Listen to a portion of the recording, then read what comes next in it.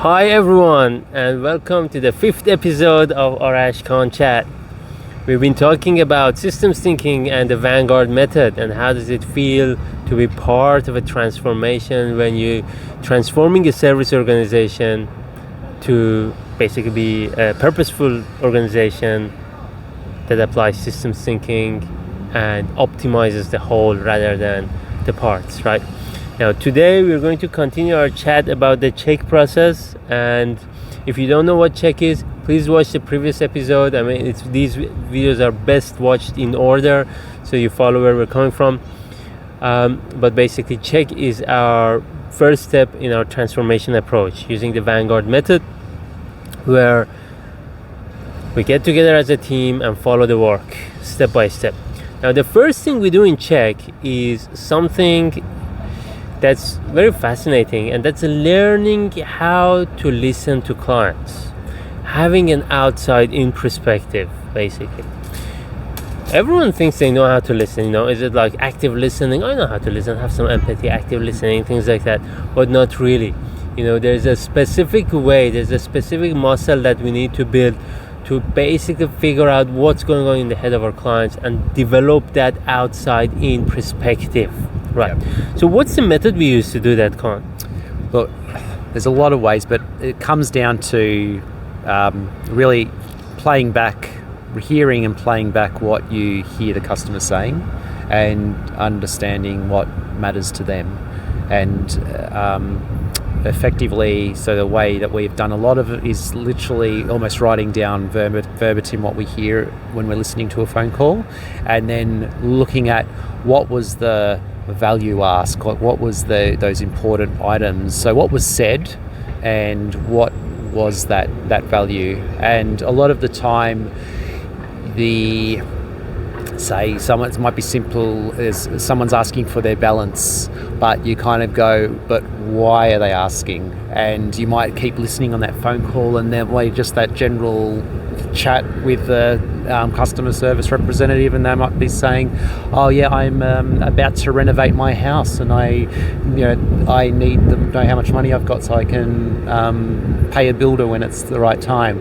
So you understand that's what's important, but you don't know that because your organization's usually built up around delivering particular functions, and you see everything through the eyes of a function that you deliver, not the eyes of an outcome of it for a client. Absolutely. And again, there's a few things to unpack there, really, really good stuff. So first one is listening to calls, and lots of calls. I mean, it typically involves a few weeks, say 6 weeks of listening to calls. Yeah, forgot to mention that. Thousands of calls. I mean, easily you could go listen to 1,000 calls as a team.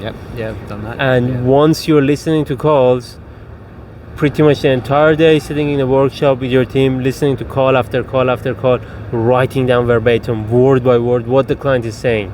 Wasn't it boring doing that, Khan?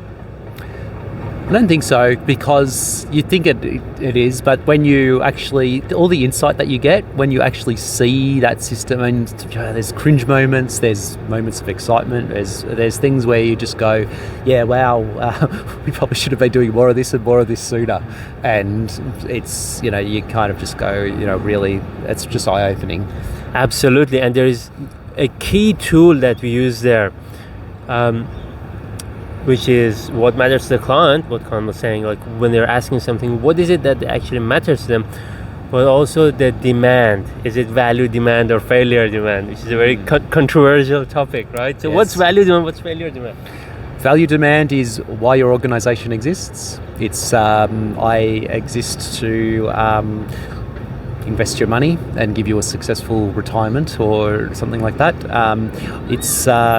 And then failure demand is why haven't you delivered on my ask? And potentially, I should say, actually, value demand is whatever the person calling up is asking for. Really, that's the real. It takes you some time to get your head around it, but it's effectively, I've contacted you so that you can provide some value to me.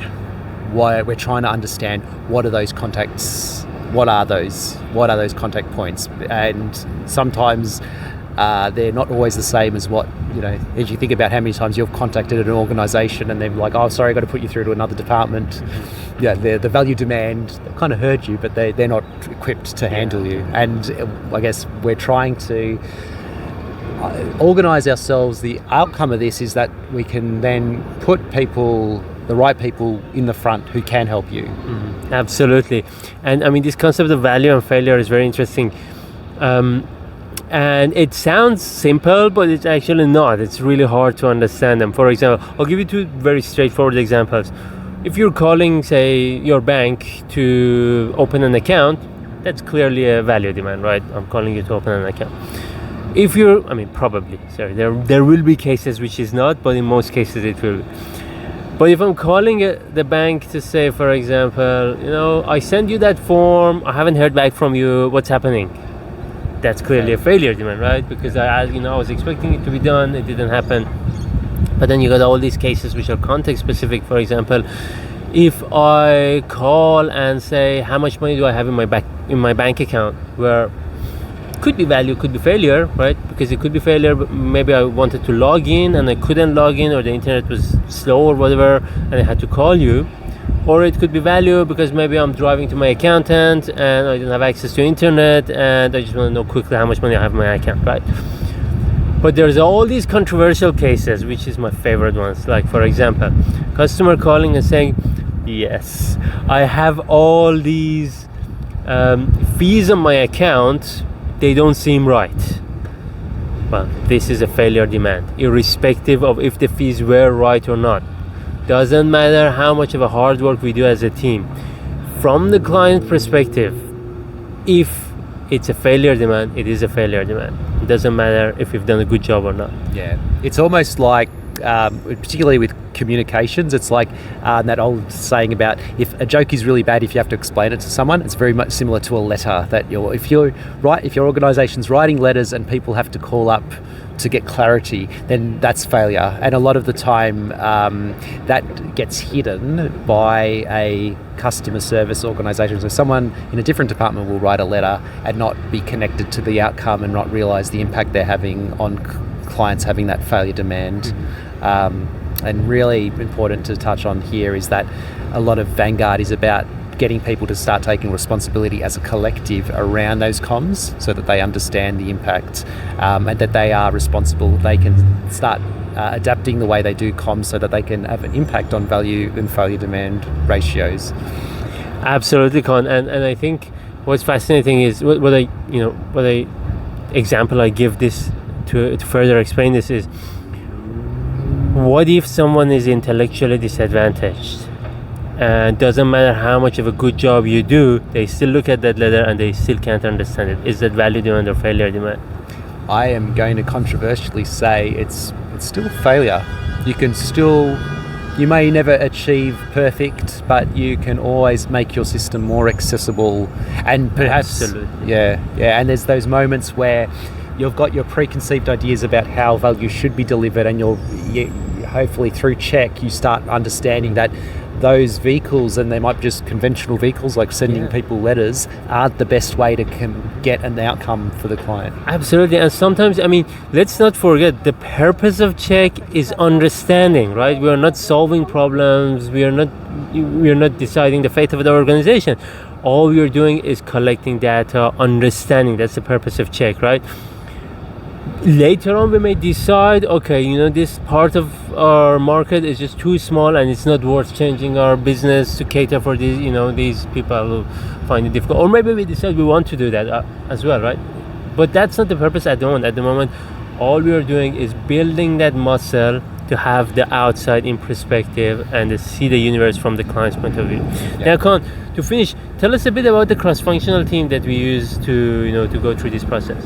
Yeah, so I don't know the reason why, but it's generally people from cross-discipline. So in our case, it was IT, it was people in legal and risk functions.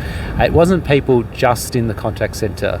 And we say contact centre almost like we've got a bias towards that the contact centre means the customer, but they don't either. So the whole thing is around getting people to understand what they do, how that impacts the work. So if I'm come from an IT system, I go, oh yeah, those error messages that I thought didn't pop up that often, they're actually more happen more than I think. Or the legal person or the risk person goes, oh, that policy we put in, that was just a one-size-fits-all because it covers us in all situations, makes us very safe, but we didn't realize it added 30 minutes to a client's request. Yes. Absolutely, which then we bring our own views, our own biases into the process, because when we're optimizing, we're optimizing from our own perspective, not from the client's perspective. Yeah, I think that's a good topic to end on, and we'll have our next video on that topic, silos and optimizing the parts of the organization, not the whole. Yep, sounds great, Arash. Let's do it. Great, thank you so much, and I hope you enjoyed this video. Bye.